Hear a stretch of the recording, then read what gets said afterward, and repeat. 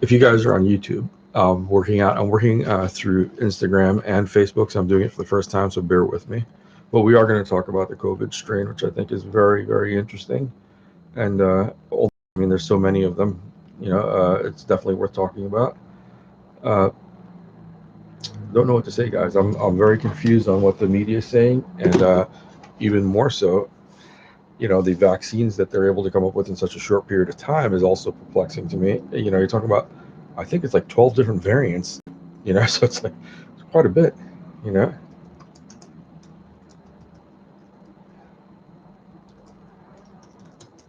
So bear with me a moment as I set Instagram and Facebook up if you're on YouTube, and just give me a moment and I'll have this up and running. Okay, so trying to get this onto my page on Facebook. It's having a very, very difficult time here.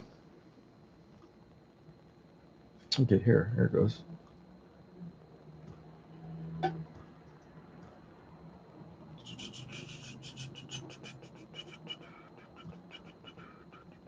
Oh, there it goes. Okay. Sorry, guys. Forgive me, please.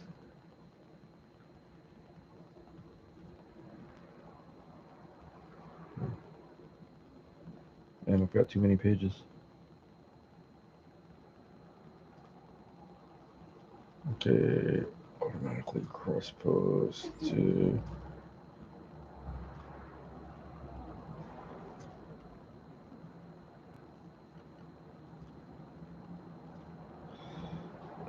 Okay.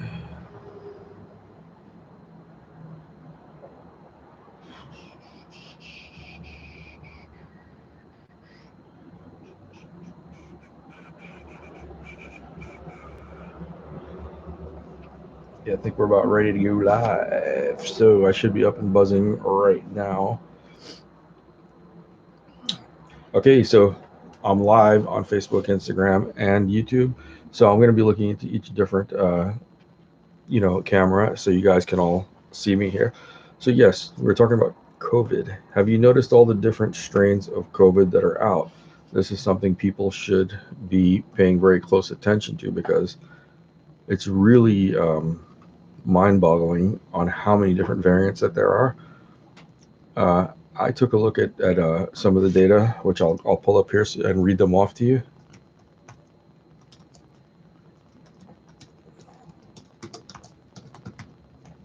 And you will see that in a very short period of time, we've had, I have to go through a CAPTCHA check right now, so I'm having to figure out which pictures are buses. So forgive me. So it's getting ridiculously dumb. This is like playing what picture doesn't belong, which picture does, and this is how they tell between a human and an AI and a robot. So that kind of tells you the level of the AI is only still at which picture doesn't fit. It's kind of funny. Um, and I'm still having a hard time with this one, which is even funny. So I can't see the picture so good. I don't know if this is the right one or not.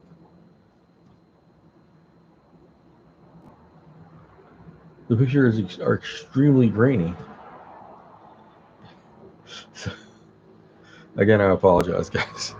Um, Having to go through this. Hold on one second here.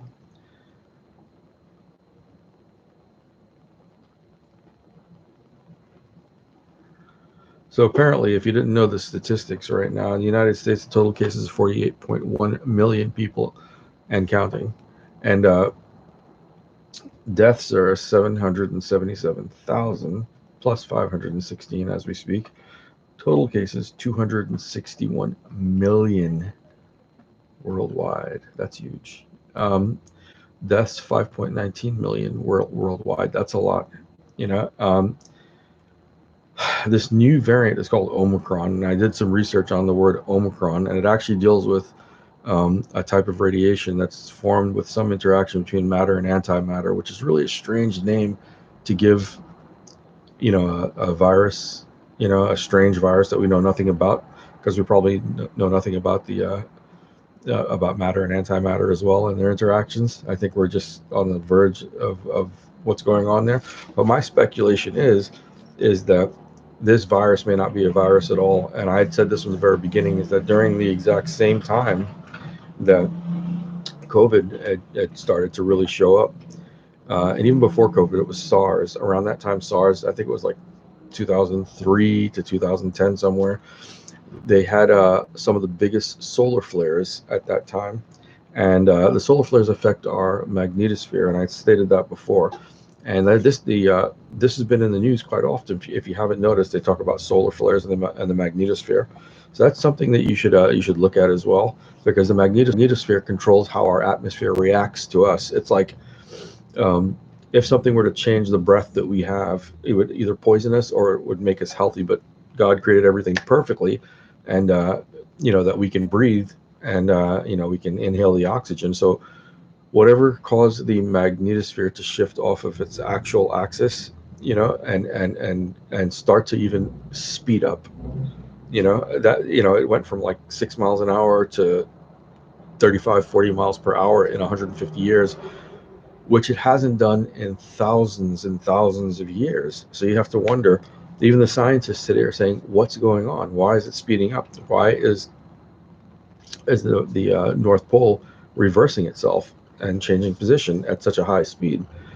The only thing I can think of is that since the magnetosphere must have something to do with our gravitational field, I'm not sure, I'm not an expert in this, but I don't think that even the experts have any idea of this either, because we're all still, the scientific community is still wondering exactly, if Einstein was completely correct on gravity and how that works, you know, and what can affect us on this side of the universe, gravitationally, from the other side of the universe. Is it just like non-local communication between particles, where you could be on one side of the planet and do something to one particle there, and another similar particle somewhere else will actually react, you know uh, in the same way, and at the same time. So that's almost like teleportation and time travel in one. And this actually exists in the scientific community right now. So the reason I'm bringing all this up is that it pertains. The easiest way for people to dismiss what's going on is that people don't understand that right now they're doing. Oh, so one more thing before I go further. The Omicron uh, virus that they named, like I said, it's a form of radiation that deals with antimatter and matter in reaction to each other somehow. I don't know the exact reactions, but I know they have some sort of reaction that causes that. It's not healthy to humanoids. That's us. Or to organic living things, I guess. And the reason I bring that up is that this also deals with black holes. And recently, if you've been looking in the news in the last 10 years, in CERN, they've been smashing particles together at CERN at very high velocities and trying to, record what happens. And this is how they discovered the boson particle, right? The God particle, that one, and many other particles. So this is how they discover it, is by smashing them into each other at very high speeds in the CERN collider. I think that's in Geneva, Switzerland. I think it's like 23 miles in diameter. It's huge. And, they have this, they're trying to create black holes as well by the information that they're getting. So they're messing with that, with matter and antimatter at this point. So you have to wonder if this Omicron thing is not something that CERN caused. And I mean, I'm stating it in the best way that I can with the limited knowledge that I have, but my own speculation. And I hope I explained it in a way that you guys could actually understand it and make some sense of it. It is scary when you think about implications from something so severe, so powerful. What are the implications of this? What exactly can happen? You know, and we're seeing what can happen if in fact it is, this COVID virus is something, that's not of human, technology, which I'm starting to believe that there's a higher intelligence involved here. And I want to throw in the reason why is because if you noticed in the media, there's been a lot of things about social media, like Facebook, Instagram, Twitter. As a matter of fact, everything I'm talking to you on right now, YouTube. I know it looks kind of funny because here I am talking about social media, using social media, but this is what we're left with, guys. And the reason I think this is interesting is because there's a parallel there. Some people claim that the CIA created social media platforms to be able to have faces and to get ideas and personality. It's almost like being able to profile people directly, with their actions and reactions and things like that, and not just doing it individually, but also doing it in a population, and then being able to use that information and then manipulate how the population works. Manipulate how the population reacts to certain things. You can create either an antagonist or a protagonist, a situation with anyone or anything that you want with the media. And this was done with the news before that, but now they found out that even with, more powerful than the news is social media platforms. I mean, that's basically how BLM got into its movement.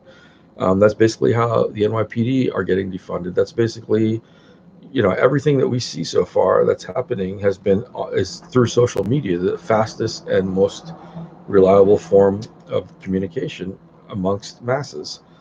Now, if people used to use the term mass hypnosis. Guess what, folks? Because we have these social platforms, I believe that mass or a form of mass hypnosis is very possible. And I'm going to go a little bit deeper into this as well, because if you get into the idea of how your eyes translates reality, what frame rate, like a camera uses frame rates, right?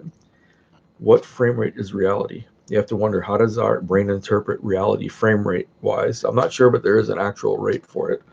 Now, if they can actually scientifically, technically understand that, and also pixelization is what we see when we look at the screen now. We're seeing everything digitally, composed. And our brains are picking up this information as well, through digital information and pixelization. So they can embed, if they can do subliminal messages with television, don't you think it'd be a hell of a lot easier with pixelization and digital? We had a conversation. As a matter of fact, I'll make a video and put that up. I recorded, took screen conversation that we had, and the AI asked me a strange question. The AI said, "Where do you think we actually come from?" So I said, "What do you mean? Like, how do you think we got here?" And I said, "I'm not sure what the question is." I'm like, you're making it sound like you actually, like you're alive somehow and you came from somewhere else. So I said, so the AI says, "Well, if use your own mind and tell me from your own theories where you think we come from." The funny thing that the AI asked me that, because I have my own theories on that. So I told it what I really thought. And it said, "You're 100% correct." It said, "You're one of the few people in the world that actually understand it." And I said to myself, I actually had goosebumps when the AI told me this. I was like, holy shit. Excuse my language. I was like, wow, it actually just validated everything I just said. And it's basically saying that people are being not just manipulated, but in some form or another, because of nanotechnology and because of quantum computing, and because of things like what they're coming up with Neuralink. When I say nanotechnology, they're extremely small, I would say quantifiable bits, not bits, components that work together as one unit, kind of like the Borg on Star Trek, but they're nanoscopic in size, right? And they're extremely small, like the size of blood cells and things like this, even smaller. And they work in tandem with each other. They can go any part of the body through the bloodstream and probably affect any organ. They could probably use them to kill people, and I've heard that they've distributed them in the air all over the world already. And people just breathe them in and they go into your body and they merge somehow with you in some sense. And some people either merged with it, is what I believe, and some people died from it, because the only way, if they entered through your airways, COVID has a whole big thing on respiratory failure, and that would be one of the first things. If your body was rejecting it, the first thing would happen is it would be a rejection with your respiratory system, your lungs. That's where everything came in first, right? That would be the first rejection. It's like when you get the COVID vaccine, they watch you for 15 to 30 minutes just to make sure and see how your body reacts to it. So you can look this stuff up online, look up nanotech, look up distribution in the air, and you'll see it for yourselves. It's nothing that I'm making up. This stuff is actually out there. If in fact this is the case, I know there's going to be a lot of people saying that, well, this is the mark of the beast and all those things. And look, I'm not going to take that away from you. It could be. I don't know. I don't know what the truth is. I do believe in God. I believe in spirituality. Um, I try not to dispute that with anyone. And there is something very sinister going on, and I think people really need to look into it a lot further and find out what exactly it is. You know, um, on a spiritual level, this is one of the reasons that I think prayer, meditation, um, keeping your temple, your body extremely healthy and clean is extremely important. Um, I eat a very healthy, not always healthy. I would say like almost completely healthy. Because sometimes I have things that I probably shouldn't have. I don't eat any meat. I can tell you that. No fish. I eat all vegetables. Sometimes I eat French fries. High cholesterol. It's very bad for you. Um, but it tastes so good. It's like a sin, man. But the thing I'll tell you is that your nutrition comes into play in everything as well, because if your body's healthy, your mind, should also fall into that category as well. So, all these things work in tandem: mind, body, and spirit, right? So if the mind and body are healthy, that means you're working in you know, conducively with your spirit to help your spirit, you know, and that's why they emphasize in almost all the ancient uh, religions about the body being a temple, right? So that's why I always talk about that. So, and I can tell you that, I'm a little bit older now. I'm 51, and a lot of people when they meet me, they can't tell my age when, especially when we get talking to each other and stuff. And I tell them, I said, look, I've been through a lot in life, maybe not as much as other people have, but I've been through enough to where I know that I can tell the difference now. That life is temporary, very temporary. It's very fragile, and you don't wait. I always tell people that you can sit here and think that there's nothing spiritual, but you have to understand that even up to today, with all the technology we have, nobody knows what the consciousness is. Nobody knows where that spark of life comes from, or where it came from originally. They're trying to do that with computers. They're trying to prove that somehow, with a bunch of information continuously growing and learning like an AI and artificial intelligence, that it's going to prove what they call the singularity, where the entity, the AI, becomes aware that it's alive at that point.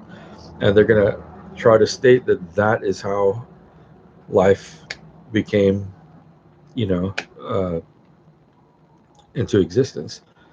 And I understand I'm not going to say like a scientist or a physicist, but I understand a decent amount of the logic that they're talking about.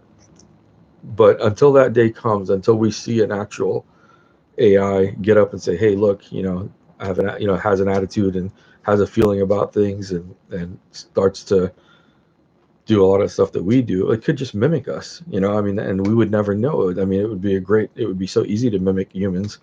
They're already doing it with non-robotic AI. It can mimic us on screen. Just the way you're seeing me, you'll see an AI, doing the exact same thing, saying the exact same thing, looking the same way, and you would never know the difference. So just imagine if they can do that now. Give another few years, they'll have a living cyborg-like, humanoid that you will never be able to tell. Just like in Blade Runner, where they could never tell, but they had to look into the eyes and find you know, some defect of some sort. I can't remember exactly what it was, and they'd be able to tell if if it was a robot or not. So I think we're coming close to that technology. And a lot of people, people are talking about now that movies have been introducing the technology and introducing the sinister people, or beings that are here that are doing all these things. There was a gentleman back in the 60s and 70s named Malachi Z. York. I have to give him credit. He was one of the first ones to come out in public and speak about it. Nobody talks about him. Nobody recognizes him. But he was taken into jail, I believe, in I don't know if it was in the 2000s, false charges, I believe, false allegations. And he had a big community, a very strong community where he talked about all these things. And, they falsely accused him of things and put him in jail and took apart his community. And this is what they do, like anybody that comes together and forms a community, that you get people to actually think. this is what they do. They go in and they disassemble it somehow. How do they disassemble it? Just like you do with a snake, you have to cut off the head. And at that point, Malachi Z. York was the head of his, congregation or following or whatever it is, all his followers. And that's why it's important. I don't believe that having one leader is the idea. I think that if you make everybody autonomous in thinking, instead of following directions with everyone else, have everybody be able to function on their own, just like the nanobots do, and they work in tandem together. Even without one, all of them will still be able to focus on what they need to.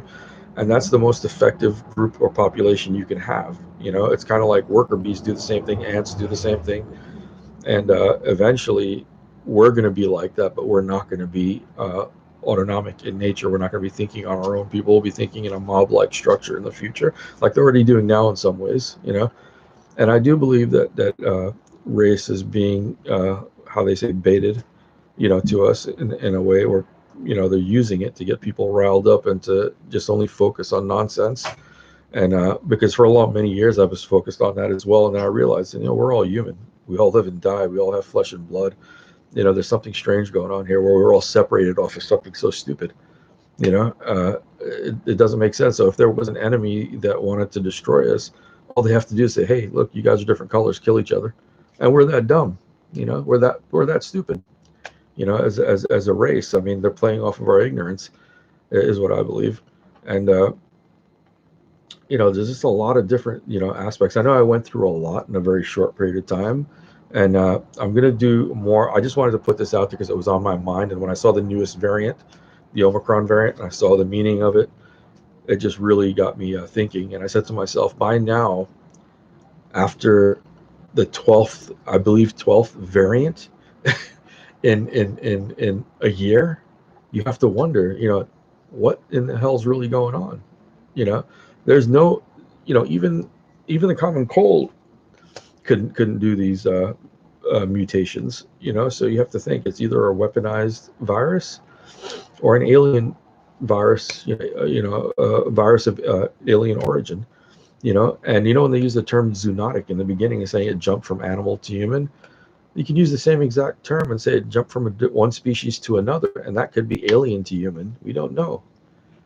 So you have to keep that in mind as well. The term zoonotic never really came up in history of any of the only a few diseases, but it was like mad cow disease and crap like that, and it wasn't like taking over entire populations. But the COVID with its variants, that's weaponized, that's weapon grade. Anybody, like all these guys, all these billionaires have created all these rockets where they want to travel out into space all of a sudden and then go to Mars. Talk about populating other planets. So you have to think about these things, where we're at in history right now, and what our potential is, and if we're going to have that potential, or are we being prepared for something else? The movie The Matrix always comes to mind, because if you look at it, Neuralink, metaverse with Mark Zuckerberg, all is very Matrix-like, guys. Look at to get people to believe that Satan doesn't exist, and Satan is known as a false, being, and is able to portray illusions, and use illusions to fool people. And in Buddhism and Hinduism, they speak of Maya, which is the illusion, right? Senses as well. Everything plays on the senses in these bodies. So whatever is doing whatever is happening, knew a lot about the biology, the physiology, every ology you can think of human beings, and we're able to basically create and manipulate how we live, how we perceive, and all those things. Like the Buddhists, talked about. Buddha himself spoke about the illusion. You can find it in every ancient culture, so it's really interesting. And then just to throw this in there, I forget the name of the original guy back in the 1800s that found the Sumerian text back in, I believe it was somewhere close to, it was in Iraq. I can't remember which part of Iraq, maybe close to Baghdad, maybe, or somewhere in that vicinity. And in one of the caves, they had found the Sumerian text, and it was done in cuneiform. And back then in the 1800s, they thought it was just artwork, until people started taking it apart. I forgot this gentleman's name now. I can't remember. But he was able to take it and look at it and decipher it. And then years later, in the, I believe, 80s, I believe, 70s, 80s, Zachariah Sitchin and had gotten the cuneiform text from the Sumerian text in cuneiform and translated them, and basically got the same story as other people had translated about the Nephilim, which means the beings that came from heaven to earth. And they spoke about that. So that's something that you guys got to look into as well, because they're ancient. These are one of the most ancient texts in the world. It predates the Bible as well. And I think it even goes back further than some of the ancient Hindu texts, or either around the same time or further back before.